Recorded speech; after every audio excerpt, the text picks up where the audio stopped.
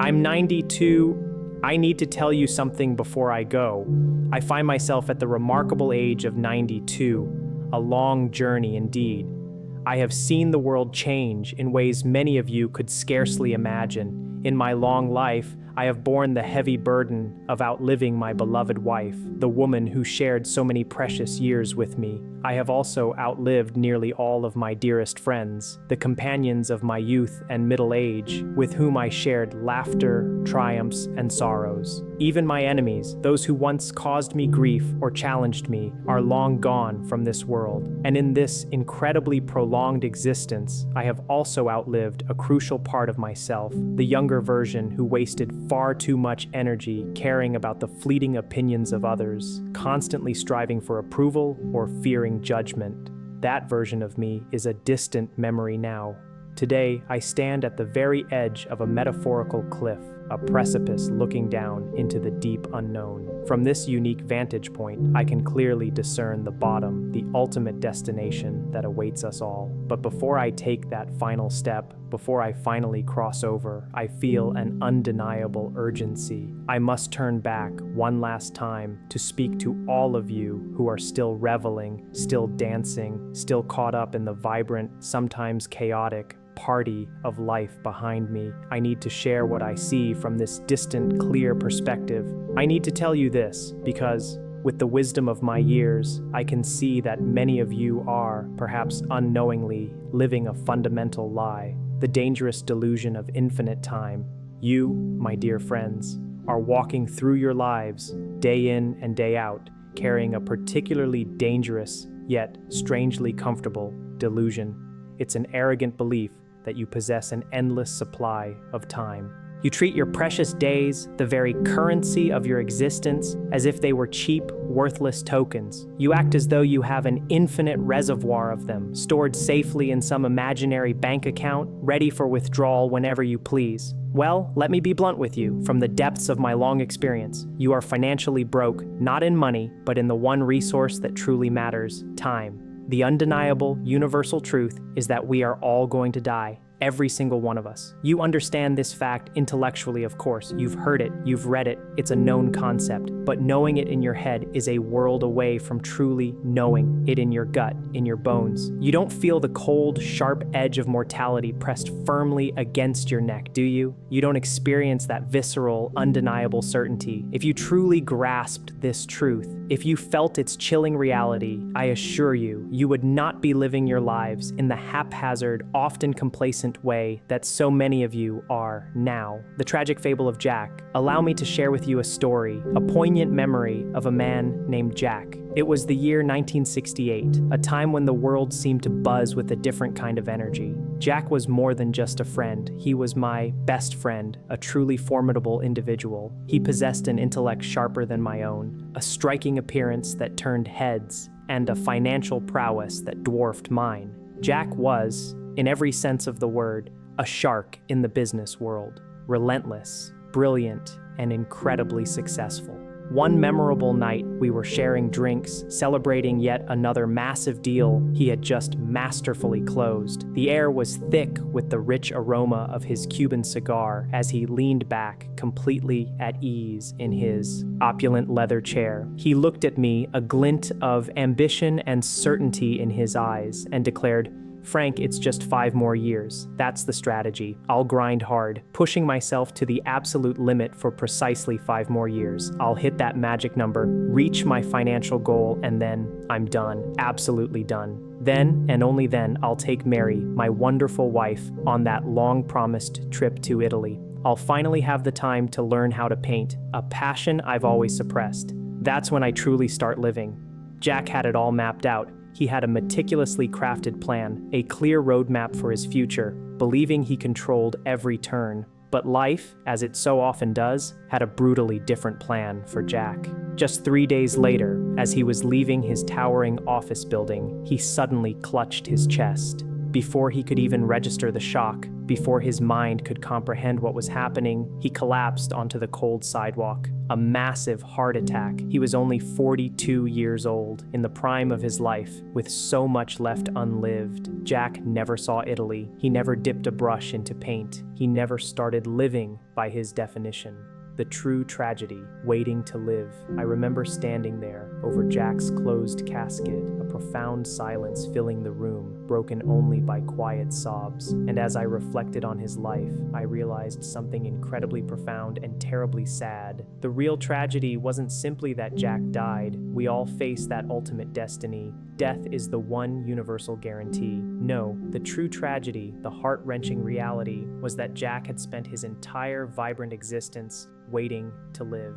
He treated his precious, irreplaceable life as nothing more than a temporary waiting room, an inconvenient pause before a better future that tragically never arrived for him. And the cruelest irony of all, a week after his funeral, I went to his office to help clear out his desk, to gather his personal effects. His calendar, I saw, was meticulously booked for the next 6 months, filled with meetings, projects, and commitments. His inbox overflowed with urgent messages, each one demanding his immediate attention. The world, I quickly learned, did not stop turning because Jack, a man who believed himself indispensable, had died. His company, with ruthless efficiency, replaced him within 2 short weeks. His esteemed clients, those he had worked so tirelessly to impress and serve, had forgotten his name within a year. And as I look at you now, with the clarity that only age can bring, I see echoes of Jack in so many of you. You are telling yourselves the very same deceptive lies, perpetuating the same dangerous myth. You say, "I'll finally be happy when I get that promotion," or "I'll take that dream trip when the kids are older and independent. Perhaps I'll forgive my brother or make amends with a friend as soon as they apologize." You are all, in your own ways, constructing elaborate waiting rooms for your lives. The harsh reality, there is no later. So, let me impart a hard, undeniable fact, forged in the crucible of 92 long years of living and observing. Listen closely. There is no such thing as later. It's an illusion. There is only now, the present moment, this breath you just took, this word you are reading, that is your reality. And if you are foolishly trading your precious, tangible now for a hypothetical later that is absolutely not guaranteed, that may never arrive, then I must tell you, you are making the single worst bet in the entire history of gambling. You are wagering your entire life on a future that exists only in your imagination. Now, with that sobering truth in mind, let's shift our focus to something else that often consumes your now. Let's talk about your stuff, the illusion of material possessions. When I observe your generation, I am struck by a pervasive and insatiable obsession, the relentless pursuit of accumulation. You seem driven by an almost desperate need to acquire, to possess. You buy countless things that you genuinely don't need, often with money you haven't truly earned or don't even have, all in a misguided effort to impress people you don't even particularly like or care about. It's a relentless, self-defeating cycle. My own life, in its final chapter, has distilled down to a profound simplicity. I now reside in a small, modest room. I have a comfortable bed, a sturdy chair, and a cherished photograph of my dear wife, Eleanor. That is nearly the sum total of my physical world. Yet, I remember a time when I had a sprawling house filled with countless rooms and expensive furnishings. I owned sleek, luxurious cars, parked in a garage overflowing with all manner of toys, boats, gadgets, recreational equipment, and let me tell you, with the absolute crystal clear perspective that only comes at the very end of life's journey, every single bit of it was, ultimately, just garbage. I've attended an uncountable number of funerals throughout my long life, and I can tell you this, with absolute certainty, I have never, not once, seen a U-Haul trailer or any moving truck following a hearse. When your time inevitably comes, when you draw your last breath, your children, or perhaps your distant relatives, will hire a complete stranger. This stranger will come into your carefully curated house, and without a second thought, they will unceremoniously throw 90% of your precious stuff, your collections, your mementos, your expensive electronics, straight into a dumpster. The remaining 10%, the items they deem vaguely useful or sellable, they'll hawk at a yard sale for a few quarters. That, my friends, is the grand sum total, the ultimate legacy of your fervent materialism. It is nothing more than future trash. So I ask you, with genuine bewilderment, why are you working yourselves into the ground? Why are you sacrificing your present joy, your precious time, and your very essence to acquire these fleeting things? Why are you working 60 hours a week, missing the irreplaceable milestones of your daughter's childhood just to afford a fancy car that spends most of its existence sitting idly in traffic? It is sheer madness and utter absurdity, and you won't fully grasp the depth of this madness until you find yourself sitting precisely where I am now, at the end of the road. By then, it will be far too late to return the merchandise, to reclaim the moments you squandered, the hollow echo of victory. Let me tell you another story, this one about what I once considered my big victory. It was 1979, a year that should have been filled with unadulterated triumph. I had been honored with the Businessman of the Year award in my city. It was a grand affair, a glittering banquet, black tie, all the pomp and circumstance one could imagine. As I walked up to the podium, the room erupted in thunderous applause. I felt utterly invincible, like a god, as if I had truly conquered the game of life.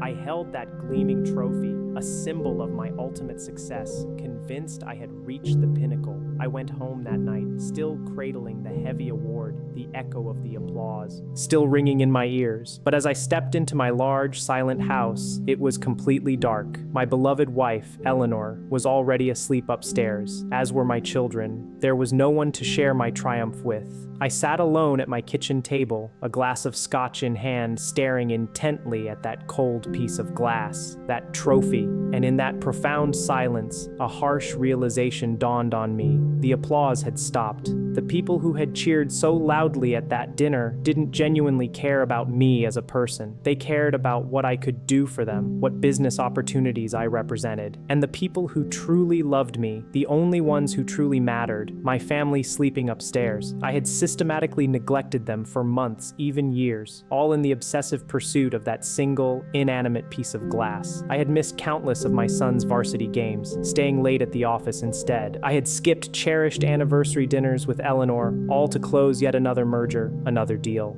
And for what, I ask you? That very trophy, that symbol of my victory, is currently gathering dust in a forgotten box, shoved into some corner of a basement somewhere. I honestly don't even know its exact location anymore. But the memory of my wife's gentle, yet unmistakably sad eyes when I told her, once again, that I couldn't make it to dinner, that memory is seared into my soul, that stays with me forever. Your career, a transaction, not a legacy. Many of you, I've noticed, mistakenly believe that your career, your professional achievements, will be your lasting legacy. You pour your entire being into it, convinced that it defines your worth and will be what you're remembered for. But I am here to tell you, with the deepest sincerity, that it is not. Your career is, at its core, a transaction.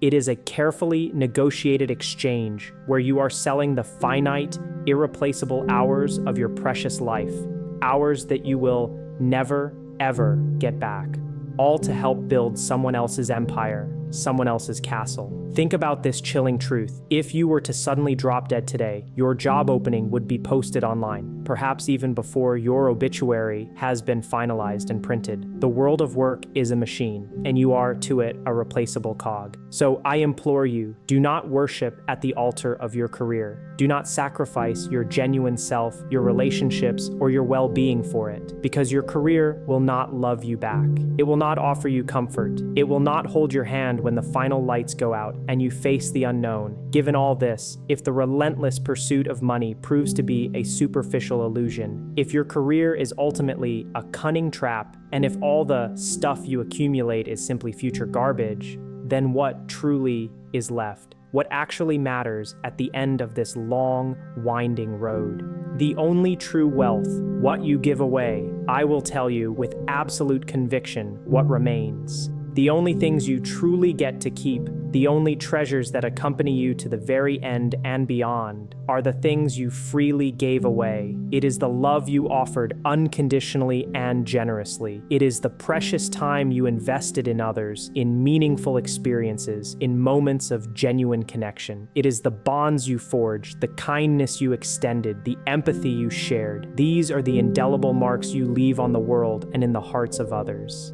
As I sit here now, in this quiet room, reflecting on a life lived, my mind doesn't wander back to the intricacies of complex business deals, the victories, or the losses. No, those memories have faded, their importance diminished. Instead, I find myself replaying the quiet, beautiful Sunday mornings I spent with my beloved Eleanor. I recall with vivid clarity the pure, uninhibited sound of my daughter's laughter when she was just 3 years old, a melody that still brings warmth to my heart. I relive the simple, human moment when I stopped to help a complete stranger push his stalled car out of a deep snowbank. These, my friends, these small human moments of giving, of loving, of connecting, that is the only true wealth there is in this life. Everything else is fleeting, ephemeral, and ultimately meaningless. A no-nonsense strategy for living, kill your ego. So, before I conclude my message, I want to offer you a direct challenge, a no-nonsense strategy, a straightforward roadmap for how to truly live the rest of your precious life.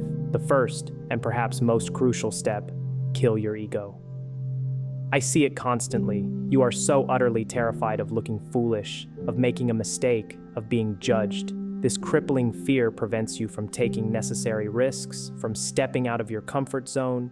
It stops you from pursuing that dream of starting your own business. It holds you back from simply asking that person you admire out on a date. Why? Why do you allow this paralyzing fear to dominate your decisions? It's because you're consumed by what they, those abstract others, might think of you. Let me liberate you from this burden once and for all. The truth, a profound and freeing truth, is this: nobody is truly watching you, not in the way you imagine. Most people are far too busy, far too consumed with their own lives, their own worries, their own insecurities, to devote significant thought or judgment to yours. You are the undisputed main character, only within the confines of your own mind, your own internal narrative. To everyone else, for the most part, you are merely background noise, a fleeting extra in their personal story. So, please, stop allowing your debilitating fear of other people's judgment to paralyze you, to dictate your actions and stifle your potential. Their fleeting judgments, their transient opinions, will ultimately rot in the ground right alongside them, completely irrelevant in the grand scheme of your life. A no-nonsense strategy for living, practice the last time. My second piece of advice, a powerful and life-altering strategy, is to practice the last time. This is an ancient Stoic technique, a simple yet profound mental exercise that, if truly embraced, will fundamentally transform the way you perceive and experience your existence. Every time you perform an action, no matter how mundane or significant, pause for a moment and consciously remind yourself, one day you will do this very thing for the last time. One day you will pick up your child, feel their weight in your arms for the final time. One day, you will kiss your beloved spouse, perhaps a quick peck on the cheek for the very last time. One day, you will savor that first sip of coffee in the morning, feeling its warmth and bitterness for the last time. The crucial point is this: you simply do not know when that last time will be. It could be a decade from now, a comfortable distance away, or it could be today, this very moment. If you truly internalize and live with that profound knowledge, that awareness of finite moments, you will never again take a single breath, a single interaction, a single sensation for granted. You will truly taste that coffee, noticing every nuance. You will hold that hug a little longer, allowing the warmth of human connection to fully settle in your heart. This practice cultivates a deep, unwavering appreciation for the present, making every experience richer and more meaningful. A no-nonsense strategy for living, wake up. And my third and perhaps most urgent piece of advice, wake up. truly, profoundly wake up to the miracle that is your life right now. I am 92 years old. My body carries the undeniable marks of time. My back aches with a persistent, dull pain. My eyes, once sharp and bright, are now dim, their vision clouded. But you, my dear friends, you possess the golden ticket. You have the extraordinary gift of your health, the vibrant energy of your youth. You have a future, however long or short, stretching before you. And yet, so many of you are squandering this precious gift, spending countless hours mindlessly scrolling through a tiny screen, lost in a digital haze. You are actively numbing yourselves, disconnecting from the richness of the real world. Stop it. Please, just stop. Put down the phone. Step outside. Feel the invigorating kiss of the wind on your face. Look up at the vast, boundless sky. Call your mother or your father or that sibling you haven't spoken to in too long. Reach out and connect. Forgive your enemy, not for their sake, but for your own profound liberation. You simply do not have the time nor the energy to carry the heavy, poisonous luggage of hate, resentment, or bitterness anymore. Let it go. Release yourself from that burden. We are all, without exception, going to die. It is the single, solitary guarantee we have in this uncertain existence. But here's the heartbreaking truth. Most people, a vast majority, never truly live. They merely exist. They opt for the perceived safety of routine, the deceptive comfort of the familiar. They stay within their self-imposed boundaries, avoiding risk, avoiding vulnerability, avoiding true engagement. And then, quietly, without ever truly experiencing the fullness of life, they simply expire. The clock is ticking. Go live. Please, I beg of you, do not be like Jack. Do not fall into the trap of waiting for some mythical 5-year plan to finally start living. The time is now. Don't postpone joy. Eat that exquisite meal you've been saving for a special occasion. Buy that plane ticket. Explore that distant land you've always dreamed of seeing. Take the initiative. Be brave enough to say, I love you first, to apologize first, to reach out first. Because the clock, my friends, is relentlessly ticking. Can you hear it? It's not a gentle chime. It's a persistent, undeniable rhythm, the sound of your precious life, moment by precious moment, running out. Do not, under any circumstances, allow it to run out empty, unlived, unexperienced. I am tired now, my energy waning, my work here, my message is done. Now, it is up to you. Go and truly, fully, gloriously live.